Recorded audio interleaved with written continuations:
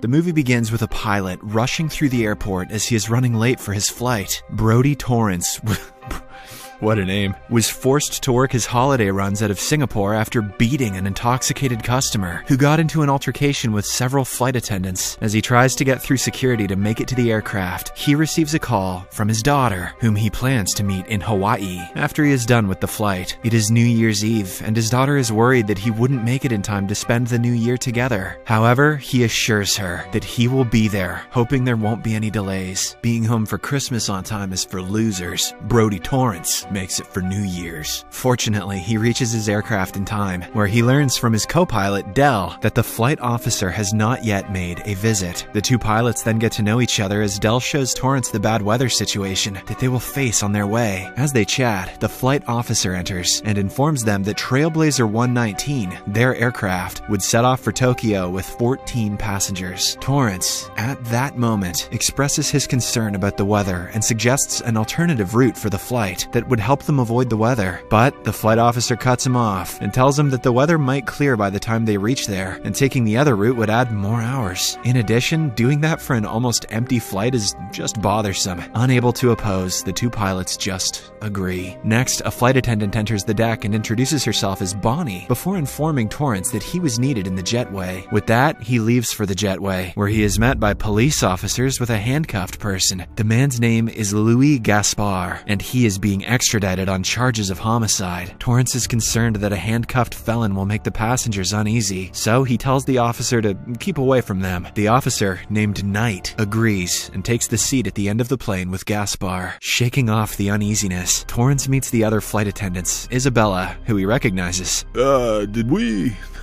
and Maria. They then greet the passengers with the New Year's greeting. Many sorts of passengers are seen, among whom are Sinclair, a short-tempered businessman, and a bothersome couple who complain about the plane's condition. Torrance tells them that the aircraft is fine, trying to assure them of their safety. Another group of passengers consists of Katie, who came with Bree, a social media influencer, aka a useless human being. They seem to be the original owner of the seat Knight and Gaspar had taken. Thrilled by them, they choose a different seat, as instructed by Maria, and later try to snap a picture of Gaspar to share their experience. Gaspar notices it and instantly tells them not to. With everyone settled with their seatbelts secured, Torrance briefs the flight over the intercom, followed by a Southwest Airline grade joke, and takes off the flight. Everything goes smoothly as the flight attendants serve the passengers, while the pilots talk to each other about their families. However, things start to take a turn when they meet the storm they had expected to come across. Torrance alerts everyone to fasten their seatbelts and contacts the air traffic control to notify them of the situation, but receives no response. As they fly ahead, they get deeper into the storm. Suddenly, a flash of lightning strikes the plane, shaking the whole aircraft and panicking the passengers. Leaving Dell in control, Torrance goes to the cabin to calm the passengers down and sees a scene with the passengers' belongings lying on the way that fell due to the strike. He helps the attendants pick them up and tells everyone that it was just the weather. Sinclair bashes him for not controlling the plane well. Can't you control lightning, aren't you, Zeus? No, that's Russell Crowe. So Torrance just ignores him and tells the flight attendants to not let anyone unfasten their seatbelts. Unfortunately, the plane is struck again, making Torrance lose his balance and hit his head, causing it to bleed. Trying his best, he reaches the deck and takes over the flight, with the entire power and communication cut off, and a big rainstorm ahead. The pilots try their best to find a way to get a signal. They try every possible way but see no solution. Knowing that the battery won't last more than a few minutes, they make an impromptu decision to land the plane anywhere possible. Bonnie informs everyone in the flight of the electrical malfunction and slowly commands them to fasten their seatbelts and not leave their seats no matter what. With eyes on the gyro, the pilots do their best to find ways to land, while the attendants try their best to keep themselves and the passengers in place. That's when Officer Knight's phone falls from his hands and lands on the floor. The attendants panic at what he might do and continuously warn him, but he decides to be ignorant and goes to pick it up. Isabella, as an attendant, can't help but go save him, but another strike shakes the whole plane and instantly shoots them off, killing them right then and there. A horrified Bonnie warns everyone to stay in their seats, no matter what, and after witnessing what happened to the policeman, they don't dare to move again. Inside the cockpit, the pilots finally find a suitable place to land, but they only have 3 minutes before the engines run out. With the clock ticking over their heads, they put all their effort to go down. Just when the plane is about to crash, Torrance sees a road and and turns the plane in its direction. With a lot of difficulties and the blades of the plane cutting through the forest trees, the captain manages to make a successful landing. Everyone celebrates that they are finally on the ground and figure out that they might be on an island somewhere in the Philippines. Since the airplane hasn't stabilized yet, the passengers are asked to immediately get off of it. Through the emergency exit, Del goes down first, followed by all the other passengers. Bonnie, who is checking on the bodies of the dead, is called by Torrance to get off. By dawn, everyone is off the plane, safe and relieved. On the contrary, the CEO of the airline sets a meeting about the Trailblazer 119's missing, along with Scarsdale, a former Special Forces officer who leads the rescue effort. Scarsdale, upon knowing that the flight officer didn't let Torrance take the other route, calls him out for doing so. They come to learn that the plane's signal was last received in Manila, but was soon disconnected. The officers discuss all the possible ways to find its location.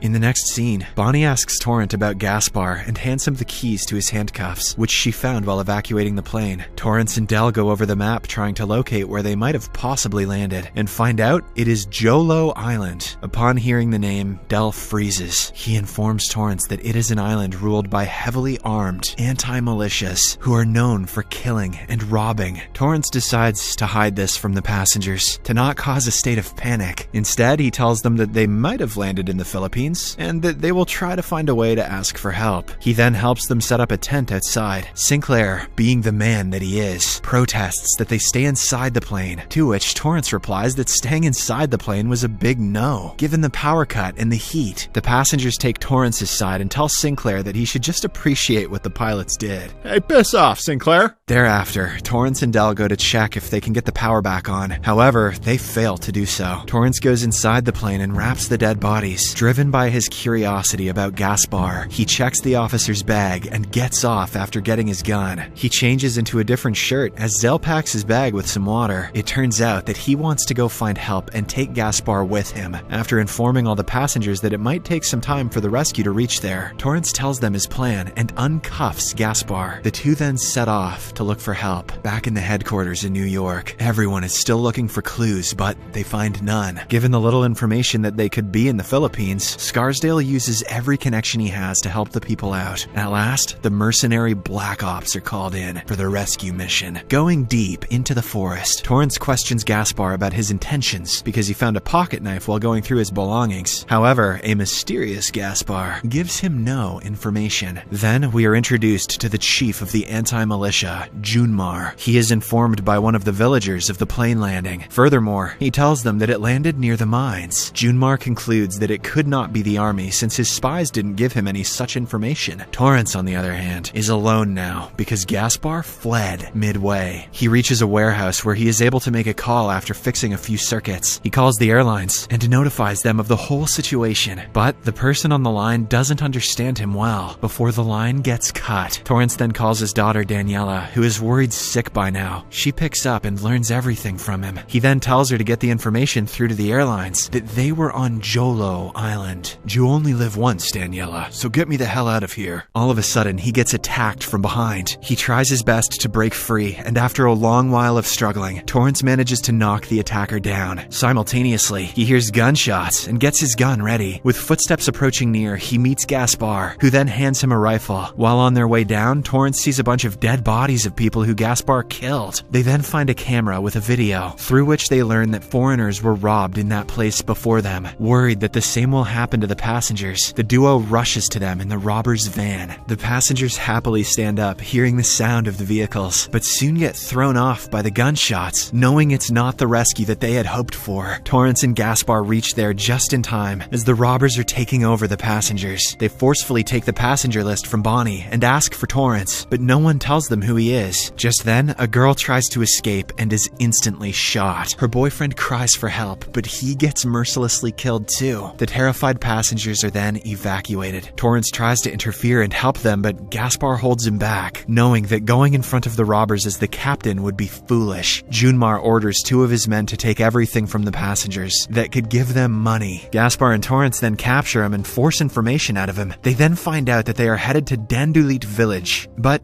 fail to get more information than that. Torrance then goes inside the plane again and locates the village on the map and leaves a message for the rescue team, having discovered that Dell somehow managed to fix the electric system. Consequently, back in the headquarters, Scarsdale hires the mercenary Black Ops to go to the island after confirming the information with Daniela. Torrance and Gaspar, on the other hand, reach the village where the passengers are held hostage, slowly eliminating the robbers one after another. They meet the rest of the passengers. Thankfully, with only a man guarding them, the duo successfully frees them and takes them to a bus. But escaping would only alert the rest, so Torrance goes to distract the robbers, putting his life at risk. He greets the chief and acts as though he doesn't know who he is. The act ends up getting him hit. At that moment, the assigned team fires at the robbers and ends up killing a lot of them. It turns out that they were fast to reach the plane and catch up with the passengers with the help of the message. Soon, they safely reach the bus, along with Torrance. Junmar is enraged by the situation and orders his remaining men to go to the plane. During the ride, Torrance learns that no rescue team would come there until the next 24 hours. Shellback asks for his help instead. They reach the plane where Torrance asks everyone to trust him one last time and boards the plane since it was the only way they can make it out of there, and everyone agrees. Torrance asks the rescue team to help him buy some time until he can fix something. Right then, Junmar arrives and attacks, hurting one of the passengers. With a lot of gunfire, both parties try their best to overpower the other. A while later, it is time for Torrance to enter the plane. As everyone else backs him up, he makes a run and gets in despite getting shot in one of his legs. He informs the headquarters about flying the plane, which Hampton refuses, but Scarsdale supports. Who the hell is Hampton anyway? While the pilots and remaining crew do everything they can inside the plane, Shellback and Gaspar are still out fighting. Gaspar finds the bag of money the mercenaries own while trying to recoil the rifle. As it is time to set off, everyone but Gaspar gets in. Gaspar leaves with the bag of money, and Shellback just watches him do so. Meanwhile, Junmar and one of his men are still trying their best to stop them. Junmar's man picks up an RGF to hit the plane, but Gaspar kills him off just in time, saving the plane. Torrance sees the missile go off in a different direction and feels relieved, but is again disturbed as Junmar picks up the RGF. Ready to shoot the plane, Junmar has his car parked in front of the plane, which he thinks will stop it. However, Torrance, who has no plans to oblige, takes off the plane right through them.